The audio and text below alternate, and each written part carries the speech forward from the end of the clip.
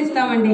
ఈ శాశ్వతుడా విస్మయం ఉంది 67 మరి ఆంధ్ర క్రైస్తవ కీర్తన ఉంది, మరి ఇంగ్లీష్లో ఉంది, తెలుగులో కూడా ఉంది. హౌ గ్రేట్ ద వాట్ అది మరి ఇప్పుడు తెలుగులో కూడా పాడుకుందాము.